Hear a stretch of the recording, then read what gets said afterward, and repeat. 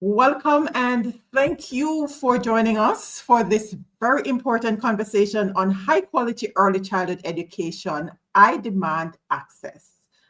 High quality early childhood education means more than learning ABCs and 1, 2, 3s. It is about children growing and thriving in safe, nurturing environments where every child develops across all domains and is supported to reach their full potential.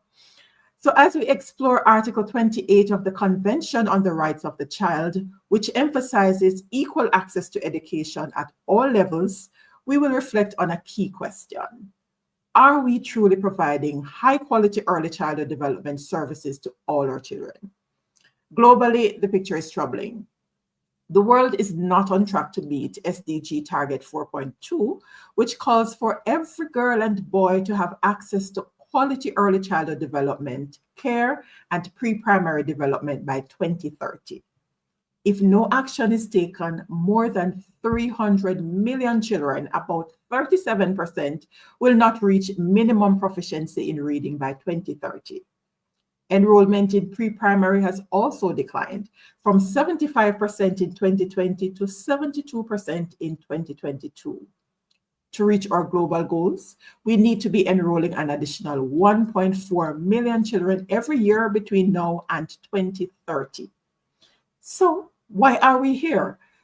We're bringing together some experts who will help us understand what high quality early childhood education looks like, the challenges we're facing, and the role of advocates, governments, practitioners, and or international partners in ensuring every child's right to education is realized.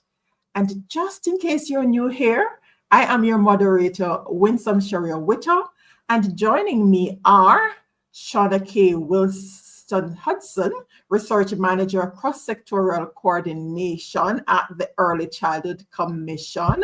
Let's make her welcome.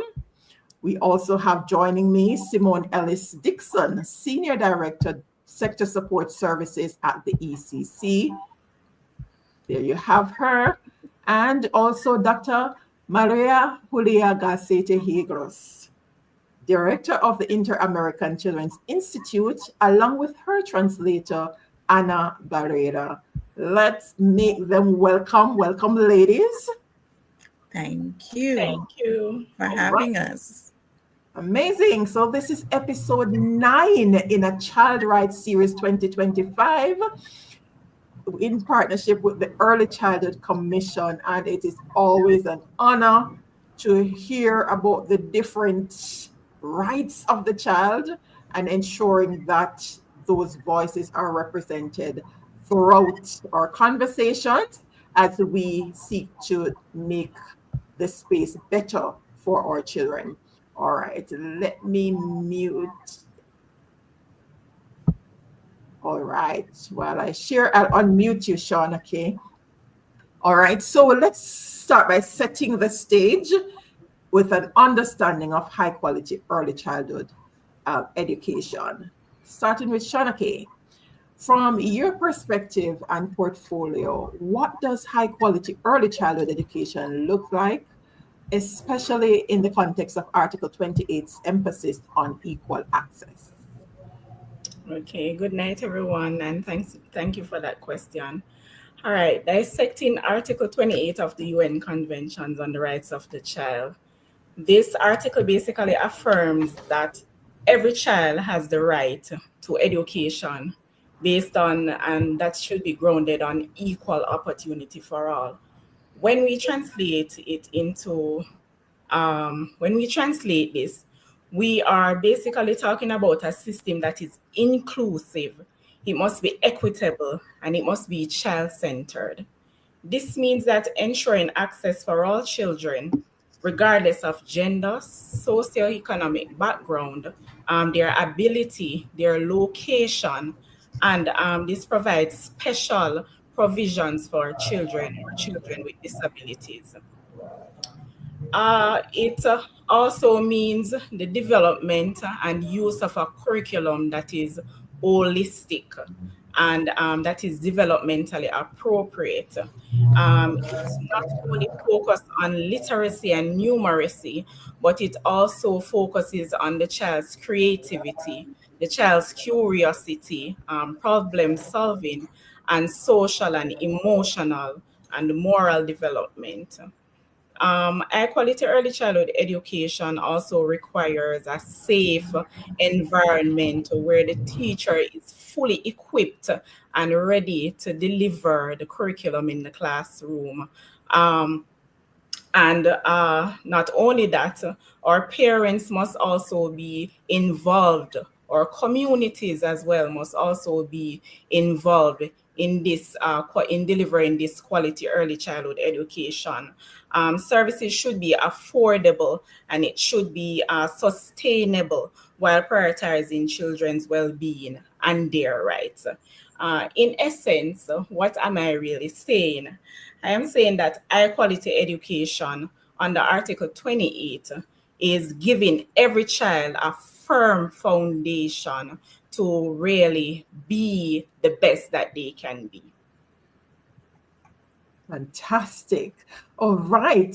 So let's get the international perspective from Dr. María.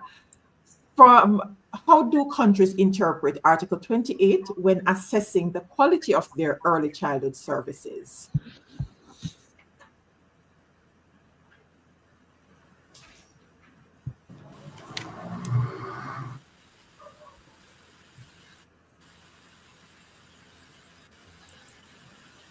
Estás muteada, estás muteada. Gracias. Ahí.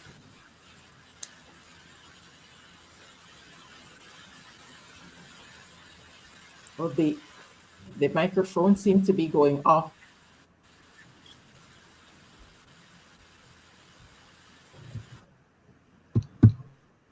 That's right, Kesia. Go ahead.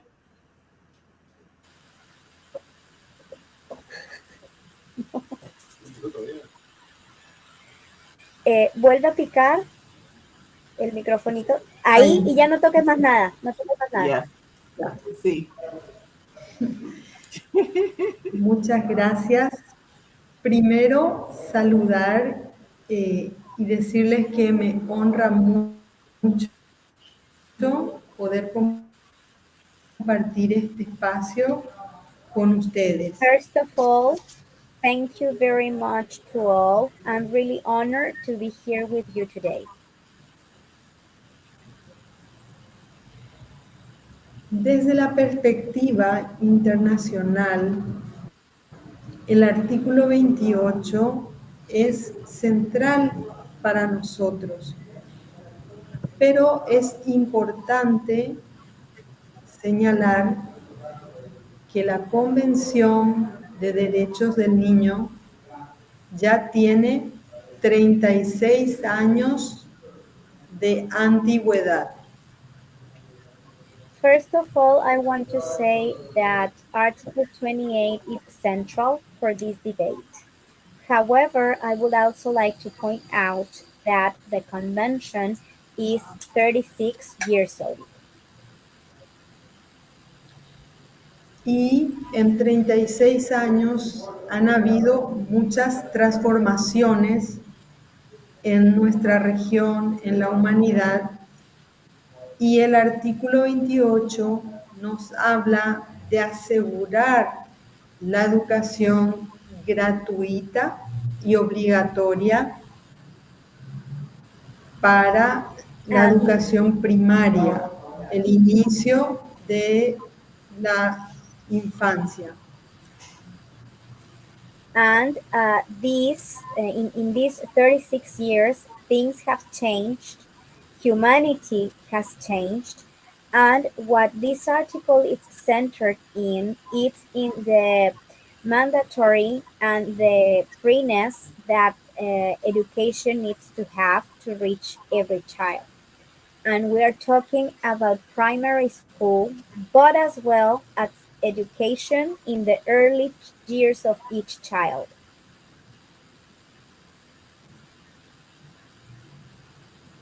Por ello, garantizar la educación inicial y los cuidados desde la primera infancia a niños y niñas es central.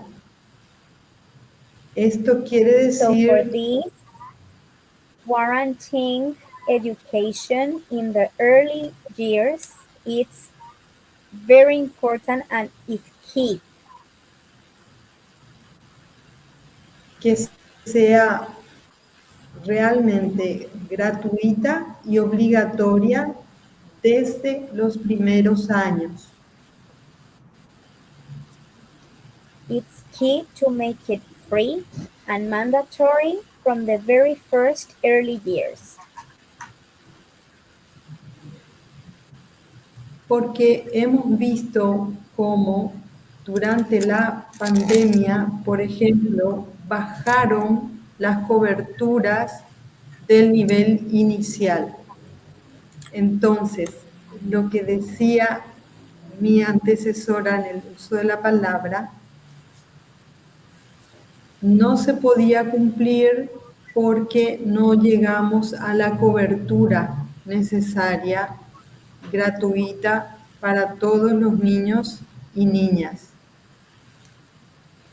So during the pandemic, this was not able to achieve. And these years, our work needs to be centered on achieving again the mandatoriness and the free access to early childhood education, as Ms. Williams was saying before I spoke. Y eso muy importante porque en el PDI en Jamaica ustedes han tocado esos puntos, han abordado esos puntos, como el... And this Sí.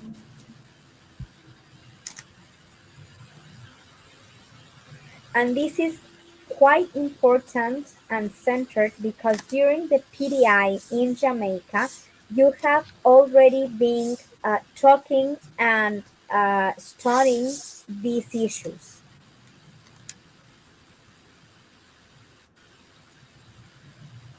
Como la conferencia de Tashkent, también el ODS 4.2 y los elementos que actualizan la Convención de Derechos del Niño.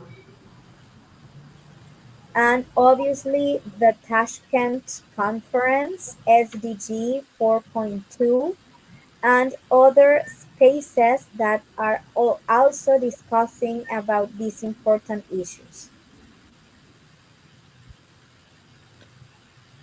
Entonces dejo por ahí este primer intercambio. So I leave it here, this first debate. Thank you so much for that. And there you go, PDI being recognized as a trendsetter in the global dialogue. And kudos to the team and the Early Childhood Commission as you continue to fly the banner high. Right, continuing with Dr. Maria, what are some of the main challenges countries face in delivering high quality early childhood education?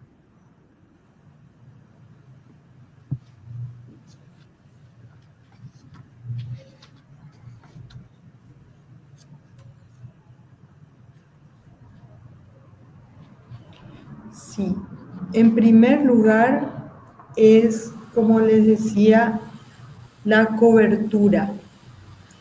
Poder llegar a más niños y a más niñas.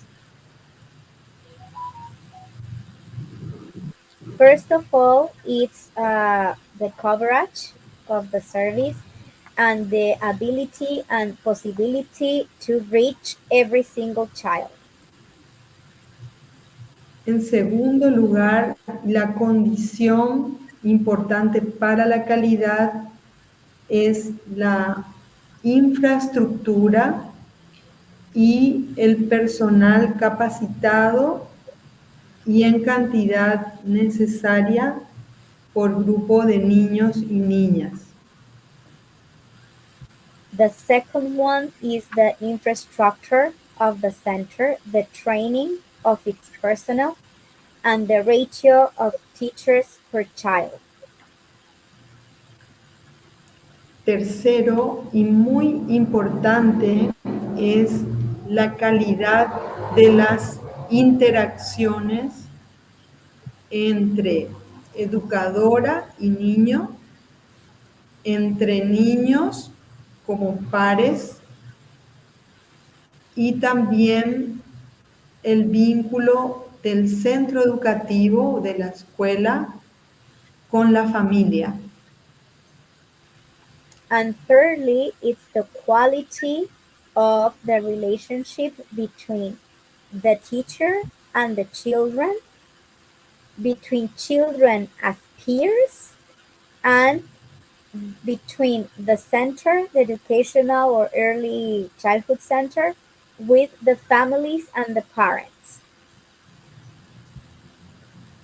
Porque esto último de las relaciones, si recordamos el enfoque ecológico que nos trae Urie Bronfenbrenner, que ustedes en el PDI y en otros espacios también ya lo han desarrollado.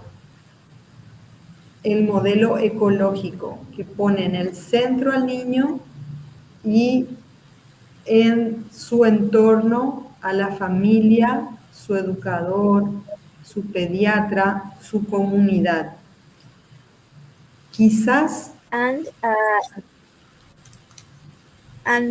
also talking about relationships, to bear in mind the ecological approach by Uri Brofenbeiner that centers the child in the middle, and then it relates with his, her family, parents, community, teachers, practitioners, and how they interact. And this is something that you have been also doing during the PDI, and you have been studying it and put it in practice during the different spaces of training and debate that the ECC offers.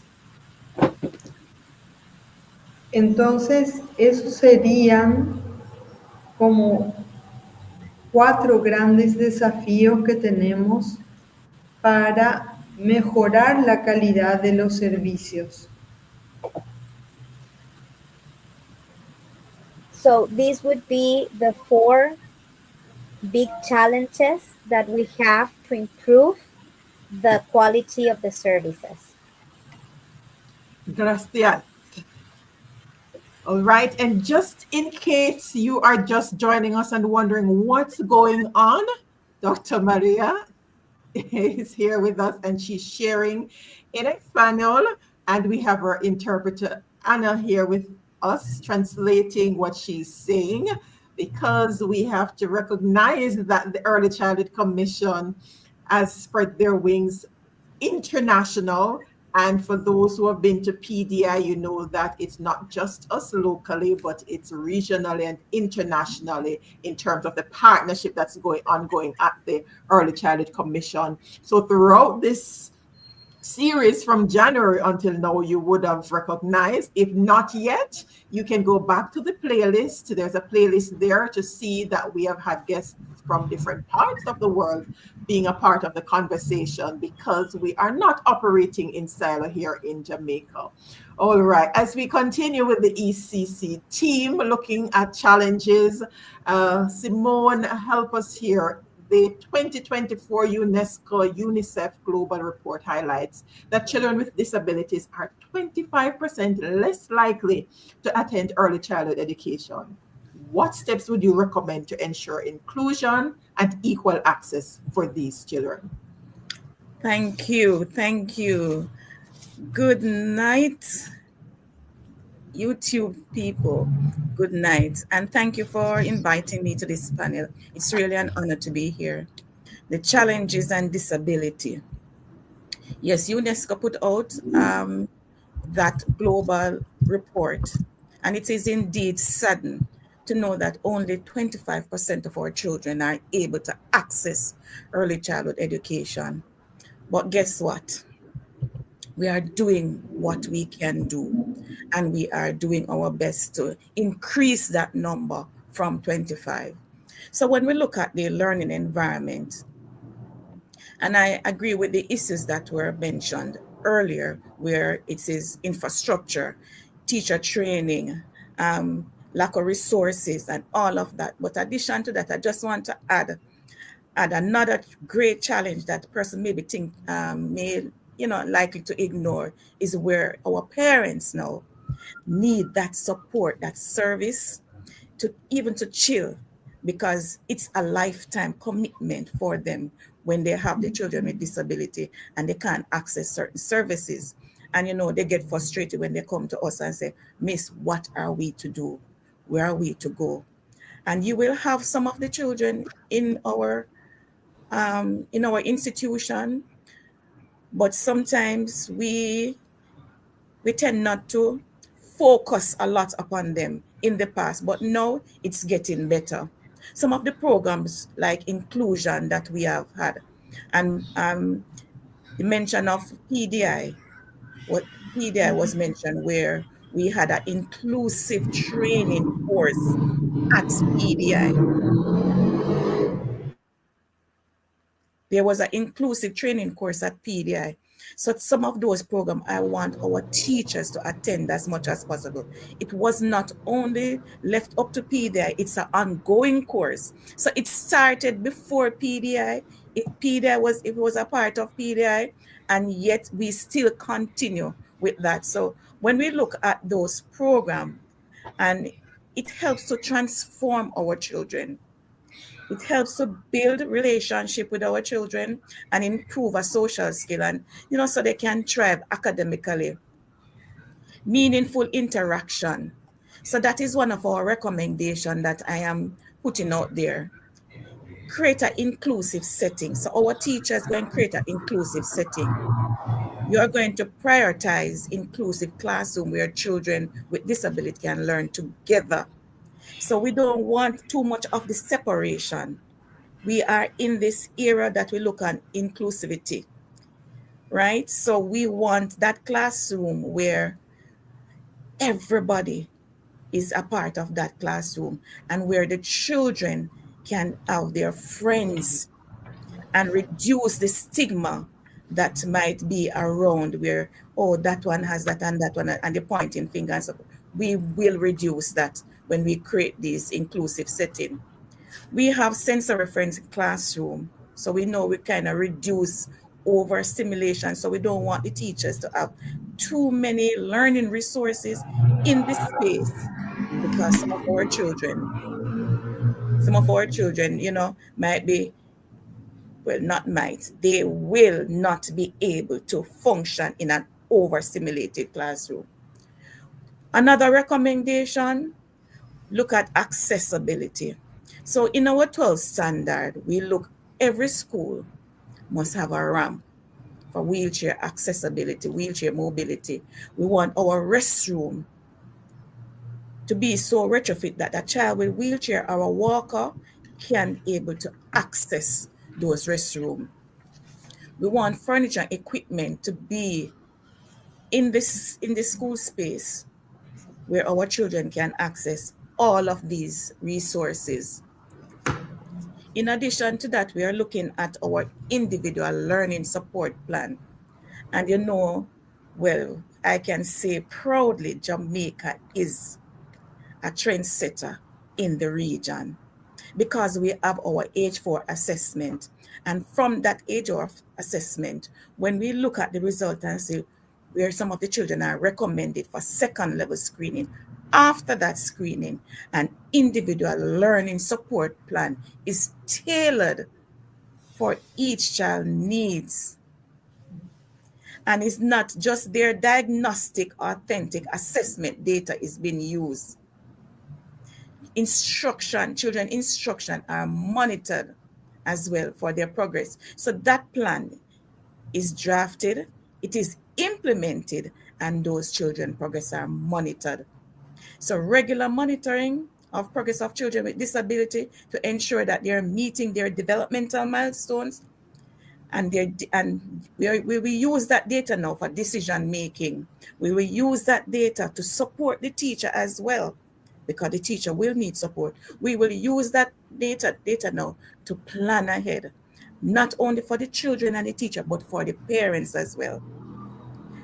In this recommendation, we would have had webinars for our parents, educating our parents about disability and how is it that they can support their children. So we are on that pathway, and I'm encouraging everybody internationally, regionally, to set up these learning areas, to create these individual learning support plans, to create the environment where our children can work together, work with their peers. Some scaffolding can also take place right there.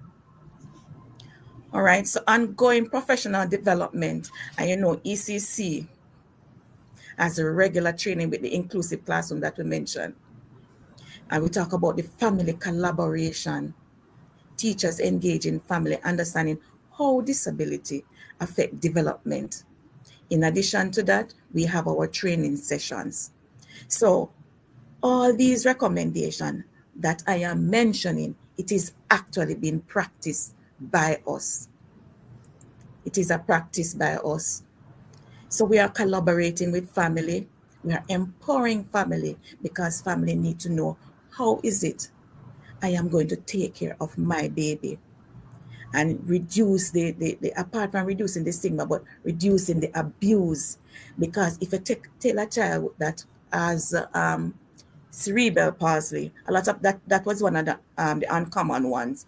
Or if a child with autism, or if a child with Down syndrome, and you tell them to sit still, they are not going to sit still. So our parents need to understand that they are going to move around with them, clear that space for them, give them the things that they would want, so they don't throw a tantrum. And when they throw in a tantrum, it's always something. They're always in need of something when they start throwing a tantrum. So we are educating our parents. We are educated and supported our teachers in order to support our children. What we find, what more and more of our children are coming forward, the parents are taking them and say, "Miss, help us." And we are indeed helping them. Hence, we can get that report and say, okay, this amount of our children are suffering from some ability. This amount of our children, need this support. We are looking at, we are working with the Ministry of Education to see how best we can support more of our children by setting up these areas. We also have our legacy classroom, and that belongs to donor support, because the donors like Digicel, UNICEF, Barita, we have those donors that send their funds to us to say, all right, I am a part of the process. I am a part of the solution. I am going to help. And as a result, we set up legacy classroom. So if you have a classroom, we just put the things in place so we can help those children in that space. One other thing I want to mention where our recommendation is concerned, curriculum. So our curriculum would have some gaps, and we know that. But guess what? We have reviewed our curriculum, and now we are including inclusive classrooms in that curriculum. So our teachers now going to know the how. How is it that I'm going to help my child with disability? How I'm going to do this? How I'm going to do that? So our curriculum is now embedded in our curriculum, and you will see that coming out soon as next month, with training and implementation, a piloting. So these are some of the recommendations that we look at from that global report that was published by the UNESCO. So we are doing our part in order to make it a dream for our children and giving them access. Thank you so much for that. I mean, some awesome recommendations there, and you could hear the advocacy coming out in that sharing there. All right, so at this point, let's invite the voice of Shaunakay to come in and share some practical tips with our early childhood practitioners and teachers, rather, who are working daily with these young children. All right, so just to share some tips. As Mrs. Ellis Dixon would have shared, the Early Childhood Commission is big on including the community, parents, or practitioners, and we work together as a team. And in working together as a team, we are seeking to ensure that all our children are being provided with equal opportunity within the space. So for our educators, we ensure that we provide them with the requisite skills so that they're able to interact with each and every child, irrespective of their ability. We ensure that each child feels comfortable within a classroom. We're not separating them from able children. We're ensuring that all children can exist within a classroom and get equal attention and equal support within those spaces. Or parents as well, we provide support to our parents through our parent places.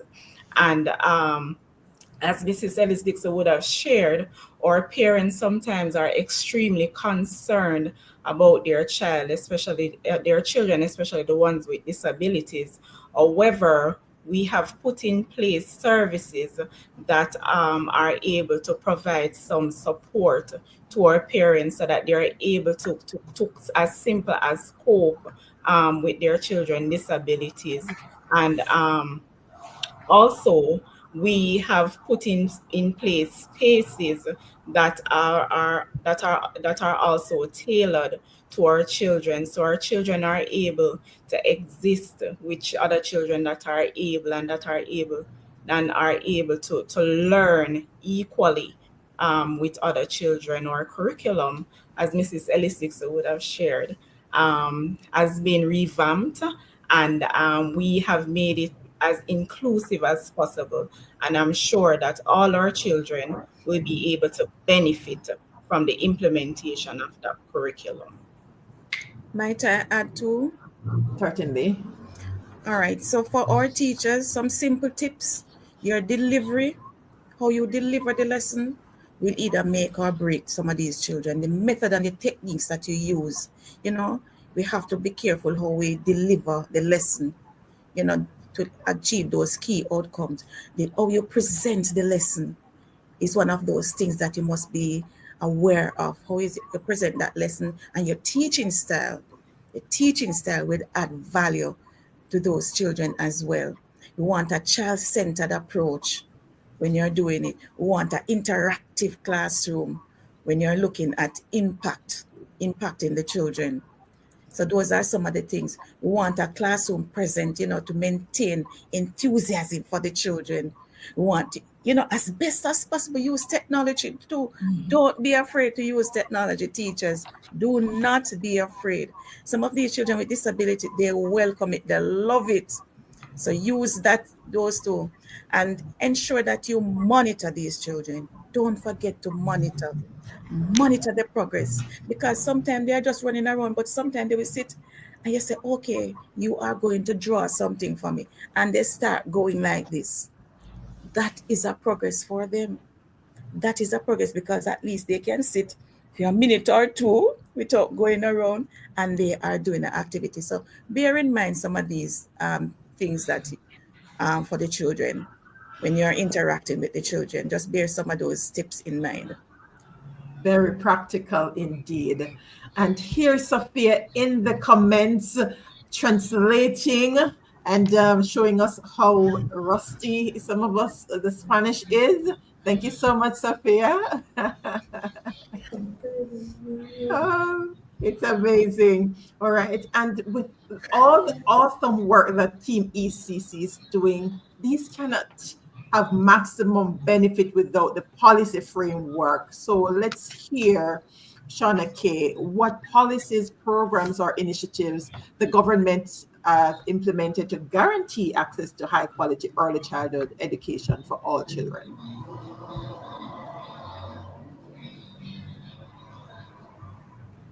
Go ahead, Shaunakay. Okay, right. So, as you look at the programs and policies that have been put in place, there are many. And the first that I will mention is the establishment of the Early Childhood Commission as the body that is responsible for monitoring and regulating our early childhood institutions. We also have our national strategic plan that has been in place since 2008. We're on the implementation of our fourth national strategic plan. And this national strategic plan is a roadmap that looks at the life cycle of the child. So we look at parenting, we look at our well child clinics, we look at screening and early intervention. We look at the implementation of our curriculum, and we look at the quality of our early childhood educators, and also the quality of our early childhood institutions. The government has also put in place through the Early Childhood Commission, we have established brain builder centers that forms a part of our 0 to 3 strategy. And these centers are open to children 0 to 3. They are free of cost to our parents, and they provide early stimulation. They provide free meals, so we're focusing on nutrition. These centers, they are safe, and we have at least one trained teacher placed in these centers. We have also implemented our 12 standards that are used to monitor ECIs. And we support the implementation of our 12 standards through the hosting of regional certification fairs to help institutions meet these standards. We are big on the nutrition, the health, and the safety of our children. So our inspectors visit these schools, and they ensure that our ECIs are safe and ensure that our children are being provided with proper nutrition. We also have our parent places, which provide support to our parents as well.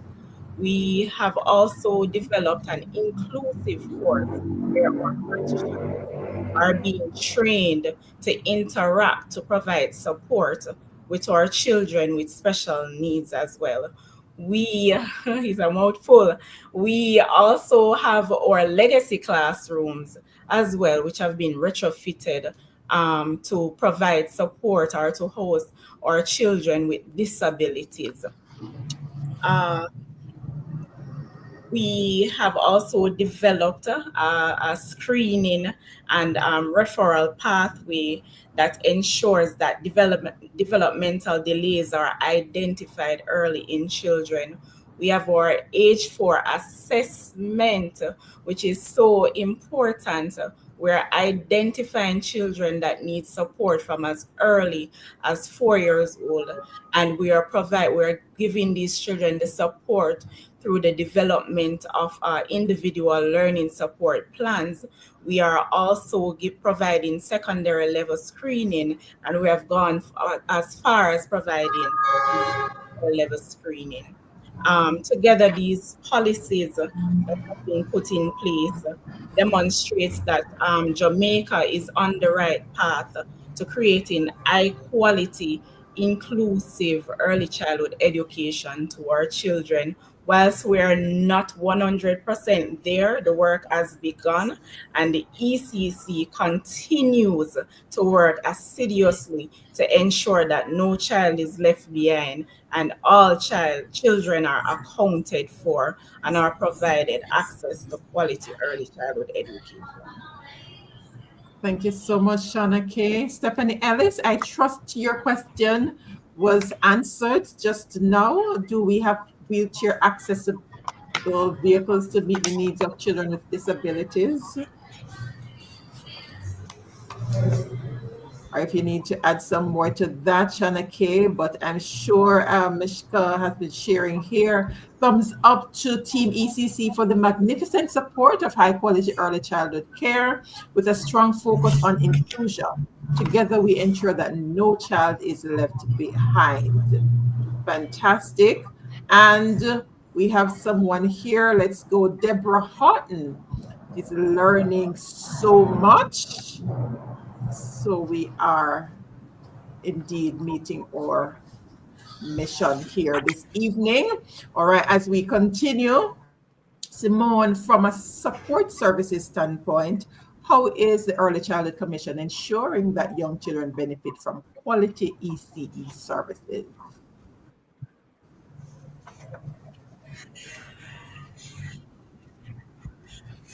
Go ahead. There you go. So from a sector support perspective, the first thing we're going to look at is the 12 standard. When we look at the 12 standard, as Shauna mentioned earlier, so we have an inspection report. And from that inspection report, it gives us the status of the institution.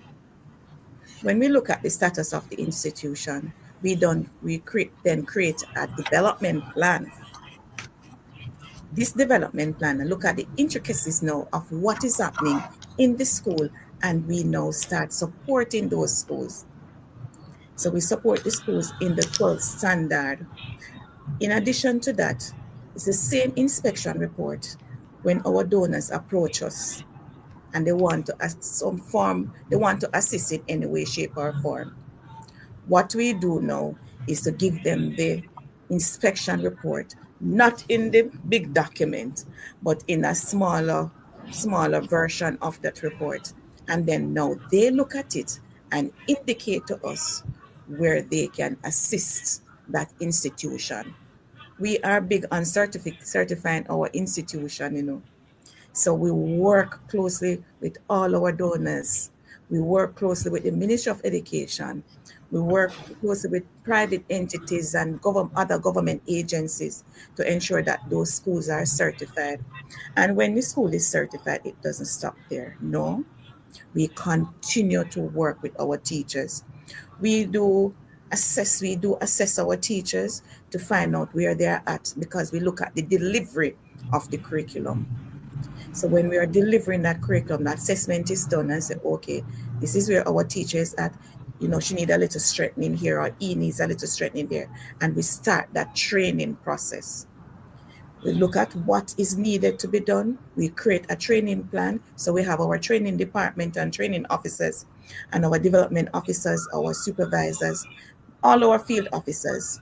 So we look at the training plan and say, these are the areas that our teachers need most support. So we are purposeful in what is it that we do in implementing any program, implementing any training. We are purposeful because we use data to drive what is it that we are going to do.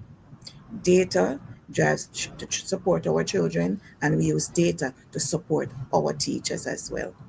So in a nutshell, apart from what Shauna had mentioned earlier, with all those programs, these are where we go in deep dive and to ensure that our teachers are being supported. When we look at trained teachers, we have some trained teachers paid by the Ministry of Education, and we have other trained teachers that are supported in our classroom through the BBC program that was mentioned earlier. But we have other programs such as the temporary trained teacher program through the Ministry of Education, through the government.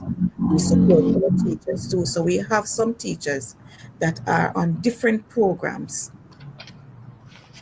Teachers college trained, persons from art, they are all here supporting our children, and we are all here to support them.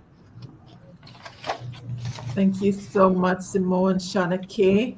There you've had it, the local perspective, what's been going on locally, a lot of work being done, advocacy, support, strategies being implemented. And here we have some of our educators being given additional tools to work with.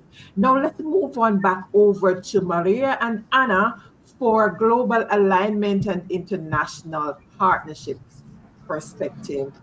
Let's hear how can international partners continue to support countries in aligning their early childhood care and education goals with global standards. Give Anna some time to translate. Sí, quiero volver en esta respuesta a algo que posicionaba Simone en cuanto a el diseño universal de los aprendizajes. In this answer, I want to go back to something that Miss Simone was saying, and is the universal design of contents. Ella planteaba la importancia del currículum y motivaba a los docentes, a las maestras, a usar muchas herramientas y no temer al uso de la tecnología en su salón. Entonces, pensar cuando diseñamos nuestros procesos de aprendizaje en esa herramienta que se llama DUA, Diseño Universal del Aprendizaje. So what Simone was calling us to do was to not be afraid.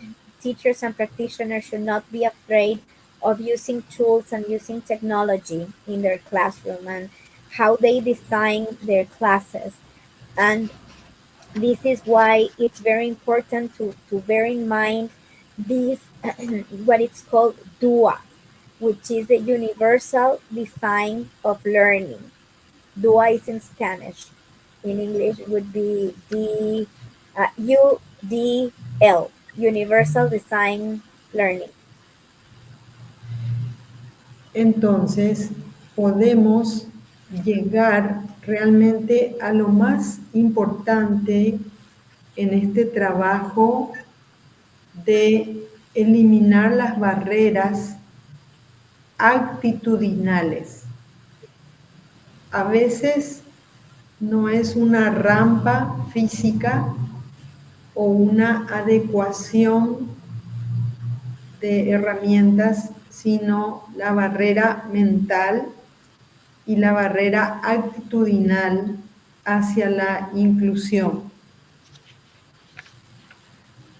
So, in these terms, what I would encourage us to do is to think of the barriers that we need to bring down. And sometimes, most of the times, they are not physical barriers. The barrier is not the physical ramp or the lack of physical ramp. The barrier is the attitude and the mentality we have towards disabilities. It's how we approach disabilities, and most of the time it has to do with an attitude. Y allí me parece importante lo que señalaba Simón también, porque sin emoción no hay aprendizaje posible. And also, this brings me to something that Simone was reflecting on. Without emotion, there's no possible learning. Por eso, desde los socios regionales o internacionales, todo lo que podamos apoyar para bajar y eliminar esas barreras actitudinales, mentales o interculturales, es muy importante y en eso quiero felicitar a Jamaica todo el trabajo que están haciendo desde ECC y los PDI, los encuentros y esa apertura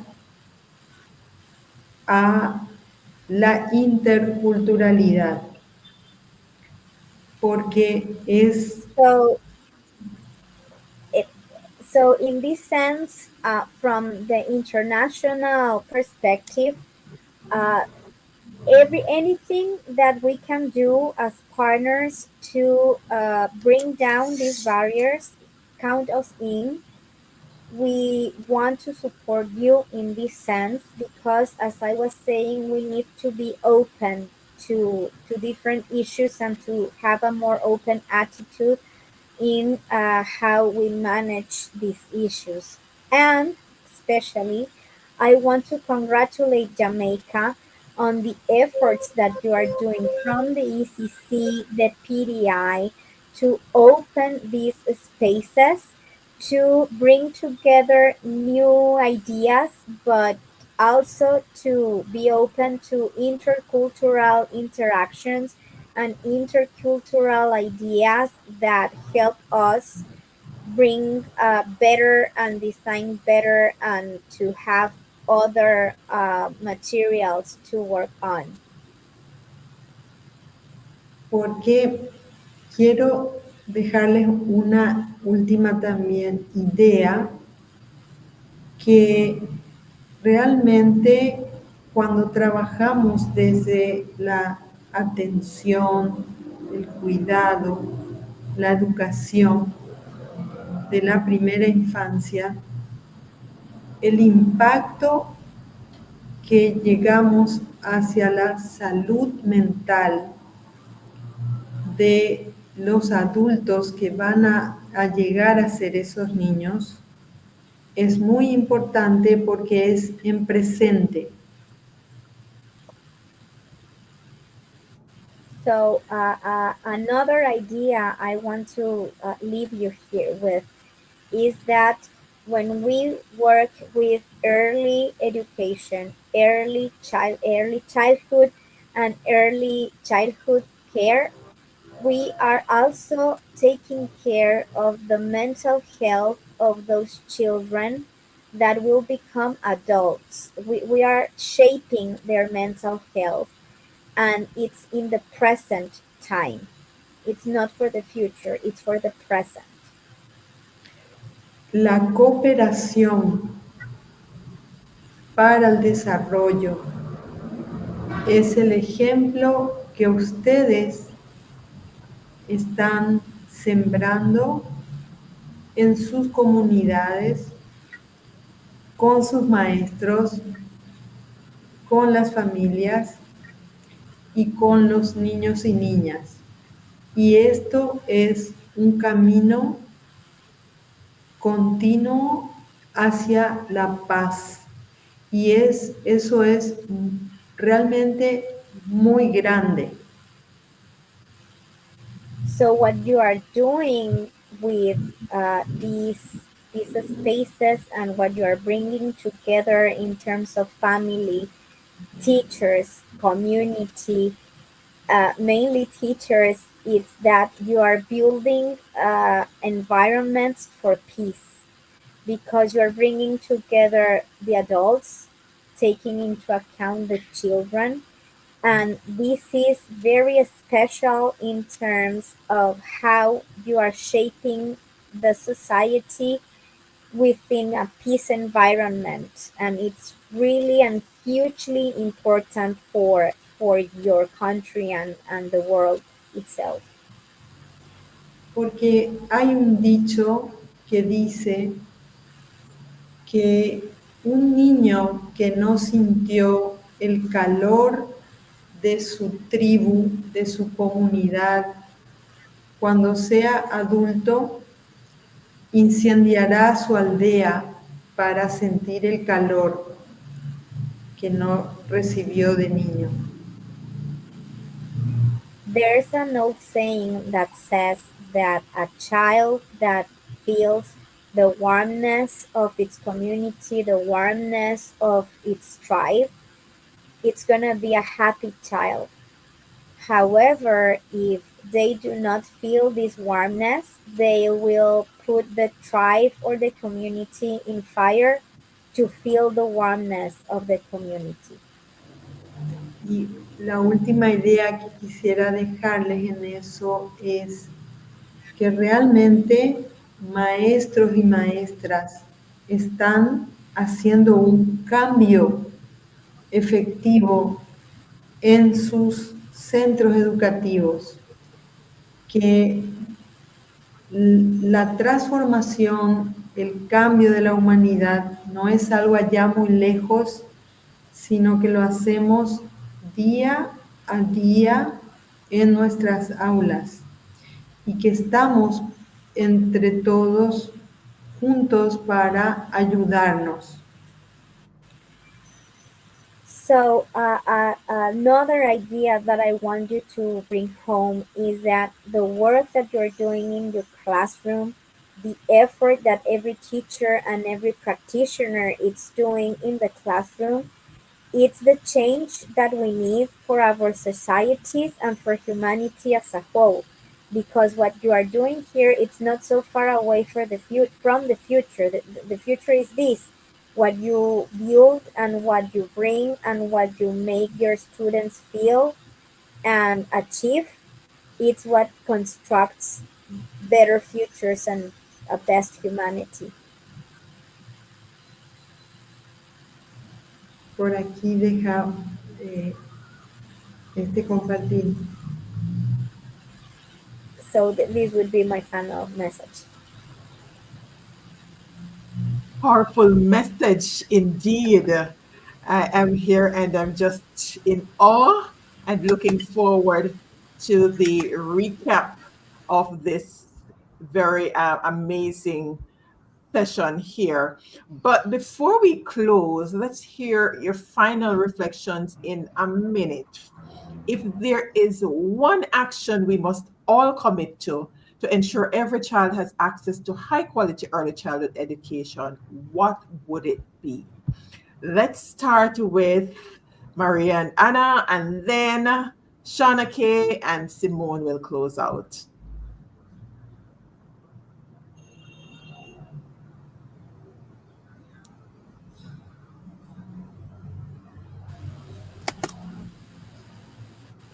Empieza contigo. Yo tengo 4A o 4E. Agradecer, asentir, amar y aprender. Forever.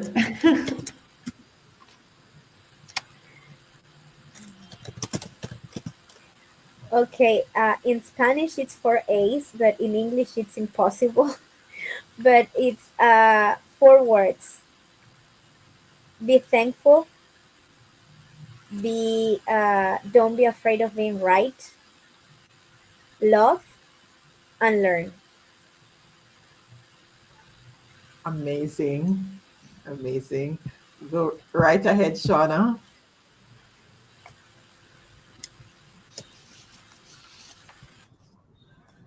Unmute.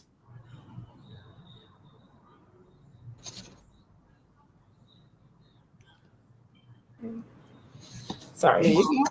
Right. We must commit to removing the visible and the invisible barriers that prevent our children, especially our children with disabilities, from participating or in an education or accessing an education.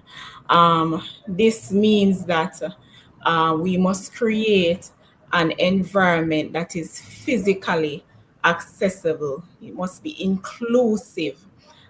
We also look at financial access through affordability. Education must be affordable so that our children are able to to access. And also we look at access through our curriculum. Our curriculum must be one that is holistic and that takes into consideration the special needs of our children. Simone. Yes, love. We need to express that in what is it that we do with our children, especially our children with disability. Don't hurt them. It's best if we try to understand them and support them as best as possible. They learn differently, and we need to teach them how they learn. We don't want to put a stigma so they are failing, they're not doing what we want them to do, but we are meeting them where they are at and support them as best as possible. When they grow older, they will never forget, and sometimes we can redirect that energy that they have, and they are always gifted. Our children with special needs, they are gifted in something, but we have not tapped into that. As soon as we tap into that, we would have a wonderful child. We would have wonderful children.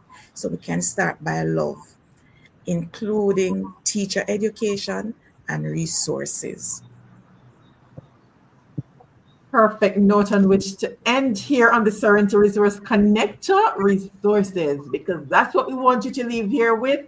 And Deborah is confirming that she's gotten some of that, and she's looking forward to our next time to learn more, because she's currently doing her on-the-job training on ECE and will be taking what she learned in the class tomorrow. That's what we want to hear. Amazing. Fantastic. All right. Andrea Brooks, great presentation, everyone. Meshika Green, ECC's annual PDI provides a wealth of knowledge and professional growth opportunities for early childhood practitioners. Looking forward to the 2026 staging. I love the energy. And Maria was emphasizing backstage love. All we need is love and more love to get. Oh, let me see if I can do that. Ah, beautiful. Love indeed.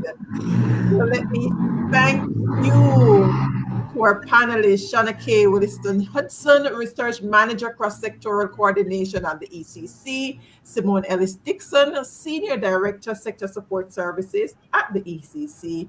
Of course, Dr. María Garcete Yegros, Director of the Inter-American Children's Institute, along with her translator, Ana Barrera.